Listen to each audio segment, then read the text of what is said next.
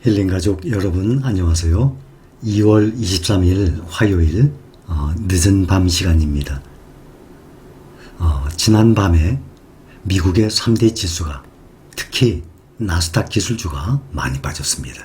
약 2.5% 정도 빠졌어요. 특히 애플과 테슬라는 연일 빠지고 있습니다. 테슬라는 어제 무려 8.6% 빠지고 이 거대한 애플이 3%씩이나 떨어졌습니다. 또한 중국의 이항이라고 드론 업체 11% 떨어졌습니다. 또 니오 자동차 있죠? 그것도 8%나 떨어지고 또 ARK, 아크인베스트에서 관리하는 실적 좋은 ETF들도 ARKK 5.8%, ARKW 5.3%, 1% 정도면 조금 떨어진 거예요. 다들 3%, 7% 엄청나게들 떨어졌습니다. 또 이렇게 떨어질 때 분할 매수한다 그러죠? 한번 떨어진다고 가지고 있는 돈을 무조건 다 매수해버리면 안 돼요. 어제 떨어졌죠. 오늘 밤에 또 떨어질 수 있습니다. 또한 국내 증시도 어제 떨어졌을 때 매수하신 분들 계세요. 오늘 또한 똑같이 또 떨어졌지 않습니까? 오늘도 마찬가지로 어제처럼 또 떨어졌어요. 그렇기 때문에 예를 들어서 한 200만 원 있다. 주식을 살 돈이 그러면 한꺼번에 200만 원 다 사면 절대 안 돼요. 다음날 또 떨어지면 실망스럽죠. 적어도 3분의 1, 4분의 1 정도로 나눠서 매일매일 분할 매수를 해야 됩니다. 그러다가 2, 3일 만에 다시 상승을 하죠. 그러면 분할 떨어졌을 때 분할 매수하려고 했던 돈 그대로 남아 있습니다. 그거 예비비입니다. 그 다음에 상승하는 과정 동안 또 월급을 받는다든지 또 소상공 있는 분들은 장사해서 또 돈을 더 모을 거 아닙니까? 또 사모을 돈을. 그랬다가 이렇게 주춤하고 떨어질 때 또 몇 번 분할을 해서 또 사모으게 되는 거죠. 지금으로부터 5개월 전에 작년 9월에 요즘처럼 한 20일 내지 한 달 동안 조정을 받았습니다. 요즘에 국채금리 상승 때문에 또 조정이 시작된 듯합니다. 테슬라가 3일 연속 하락을 했어요. 상당히 많은 하락을 했습니다. 금리가 오르게 되면 저금리 혜택을 가장 많이 받았던 고성장주 기술기업들이 타격을 받아요. 고평가 기술주들 중심으로 주가 밸류에이션 부담이 생겨요. 자금 조달 비용도 상승할 거 아닙니까? 왜냐하면 기술주들이 가장 고평가 받아 있거든요. 에너지 등 그러한 경제 회복의 혜택이 기대되는 그러한 경기 순환주들, 이런 주들은 상대적으로 또 강세를 보였죠. 그래서 에너지주나 금융주 이런 주들은 또 어느 정도 올라갔어요. 백신이 보급됩니다. 지금 미국에 하루에 20만 명씩 이상에 걸렸다가 20만 명이면요. 우리나라 인구의 미국 인구가 한 6배 정도 되거든요. 우리가 한 5천 2, 300만, 그 다음에 미국이 3억 한 2, 3천 되거든요. 그러면 한 6배 정도 돼요. 인구로. 그러면 미국이 20만 명씩 하루에 걸리면은 그게 6분의 1이면 우리는 뭐 한 6만 명? 3만 명? 그렇죠? 3만 명, 4만 명. 우리는 하루에 지금 몇백 명 걸려요. 몇천 명이 아니라. 그런데 우리나라하고 비교도 안 되게끔 우리나라가 하루에 500명 걸리면 비상 아닙니까? 6배면 3,000명 돼야 될 거 아닙니까? 그런데 몇십만 명씩 걸렸다가 지금은 백신이 많이 보급되고 있어요. 지금 많이 떨어져 있어요. 지금 코로나에 걸리는 사람들이 많이 떨어지고 있어요. 그러니 이 경기가 회복된다는 말이 나오죠. 백신이 보급됩니다. 그럼 코로나 확산세 당연히 진정될 기미를 보이죠. 그렇게 되면 경제가 다시 원활하게 돌아간다고 사람들이 기대를 할 것 아닙니까? 그래서 경제적 상황과 그동안의 부양책 돈 얼마나 많이 풀었습니까? 유동성이라 그러죠. 그러면 당연히 경제가 다시 활성화되면 당연히 인플레이션. 요즘 우리나라도 농산물 가격 많이 올랐다고 합니다. 제가 전에도 말씀드렸지만 다시 정상으로 들어오게 되면 물가 당연히 상승하게 됩니다.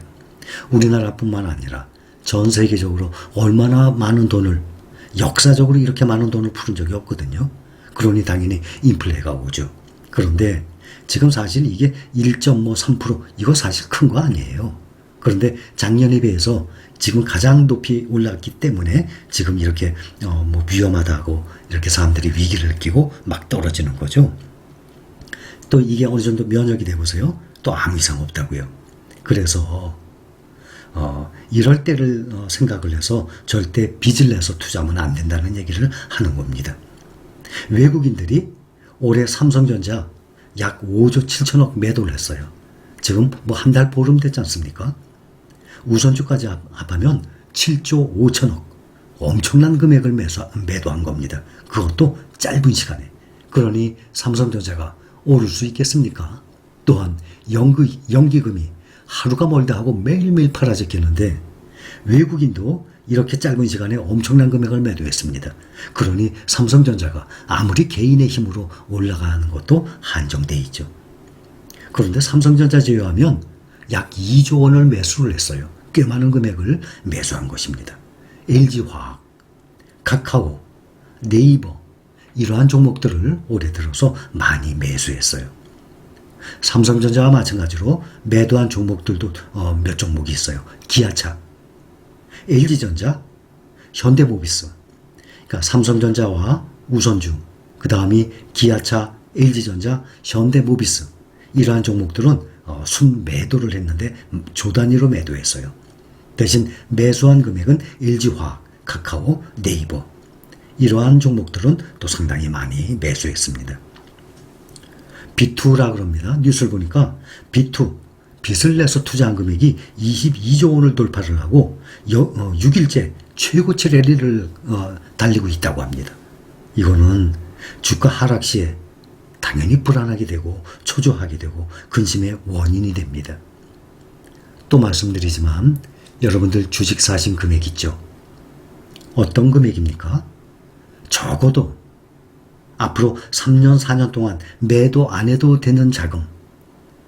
그러한 돈으로 투자한다 그러면 주가 뭐 매일매일 오르내리는 거 당연한 것 아닙니까? 주가가 가만히 있는 주가가 세상에 어디 있겠어요? 3, 4년 후 지금보다 적어도 30%, 50% 이상은 올라가 있습니다. 그러면 은행 이자와 비교를 해봅시다. 비교할 이유도 안 되죠? 또 비교할 수도 없을 정도예요.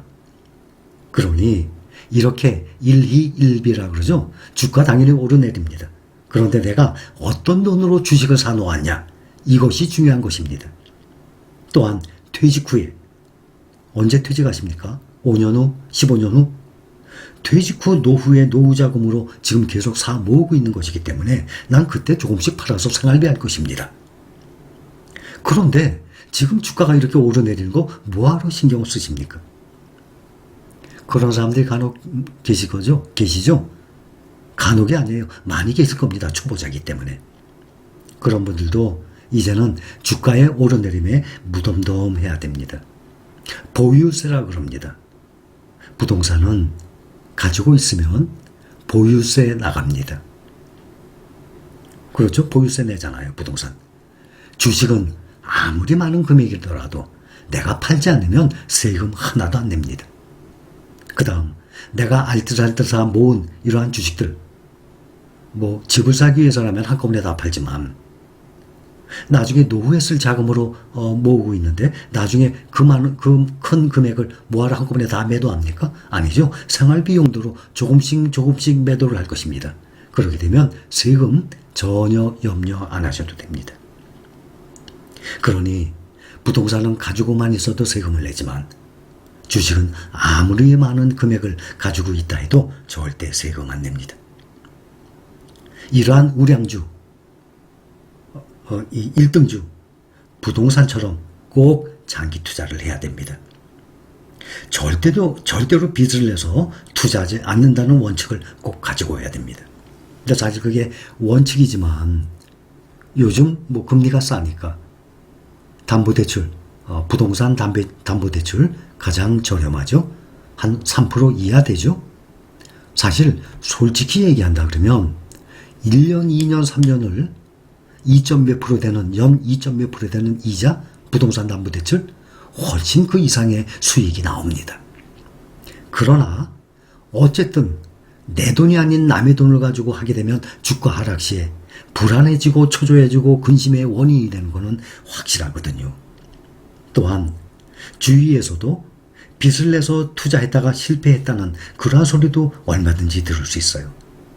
또한 빚을 내서 투자했다가 실패하게 되면 2배의 데미지를 입게 됩니다.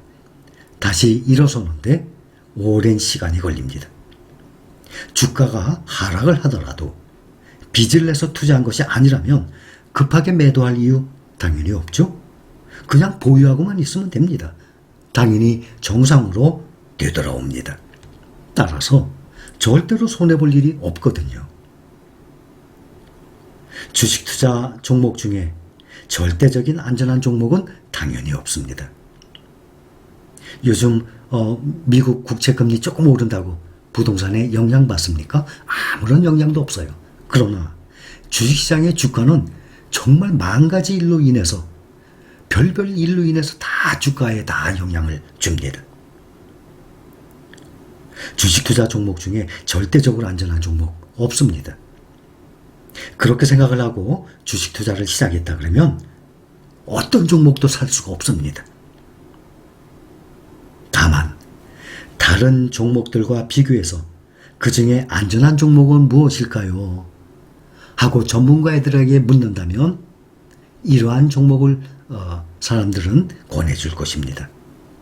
그러한 종목 알고 계시죠? 여러분들도 알고 계십니다. 그러한 종목을 주가의 등락에 관계없이 미래를 위해서 꾸준히 그냥 사 모으시는 겁니다. 또한 그러한 개별 종목 말고 ETF 중에서도 여러분들 하고 계신 좋은 ETF들 그 정도면 충분합니다. 그런데 모으다 보면 10%, 12%, 15% 올라가는데 다른 종목 보니까 30%, 40% 올라가요. 그럼 사람이 또 욕심이 생겨요. 많이 벌면 좋죠. 그러나 안전을 꼭 생각을 해야 됩니다. 주식 투자의 목적은 당연히 자산 증식입니다. 그 자산 증식을 하는데 필수 요건, 주식 투자의 마인드를 길러야만 합니다.